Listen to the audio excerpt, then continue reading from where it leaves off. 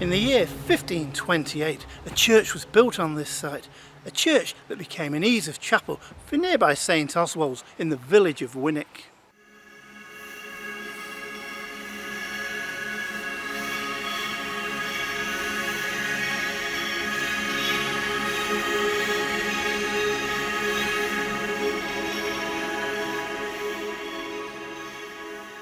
Now, nothing is known about the dedication of this church, but what we do know is that in the year of 1563, a one Henry Abrams was preaching here. Welcome to Rambles Through History.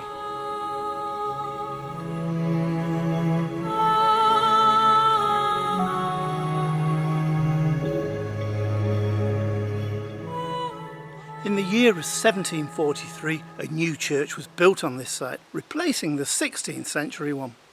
However, disaster was to strike, and in 1903 the church was badly damaged by fire.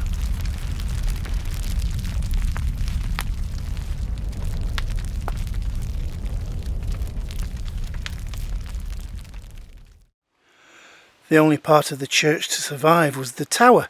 However, it's recorded that the 6 bells and the parish registers were saved, much to the relief of the church authorities.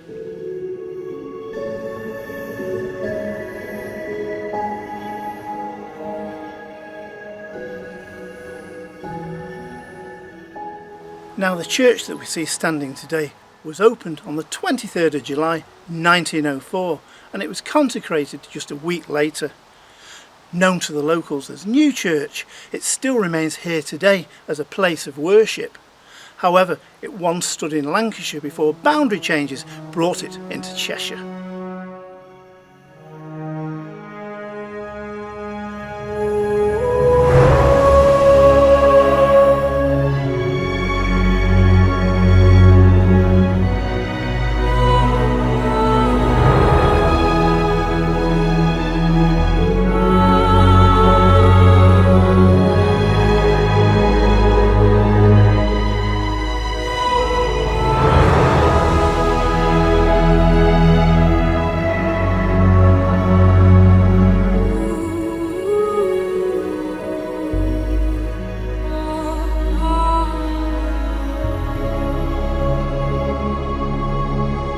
Until the Norman conquest, this area was mainly woodland and lay close to the edge of an extensive peat bog.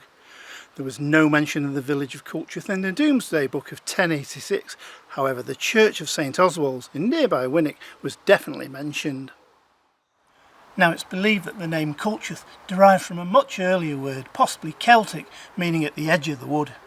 This is something we may never know, but it certainly fires the imagination.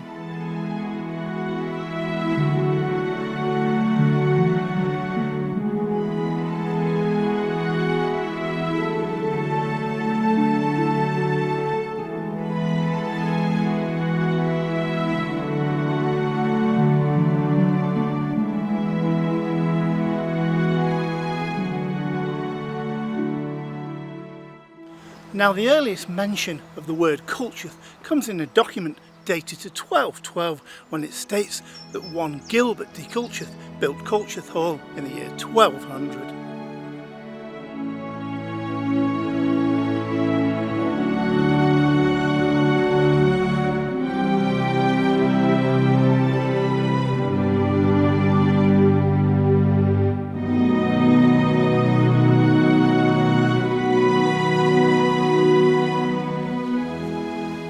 Well, as I'm sure you're aware, I have a deep passion for history and for telling stories about our past.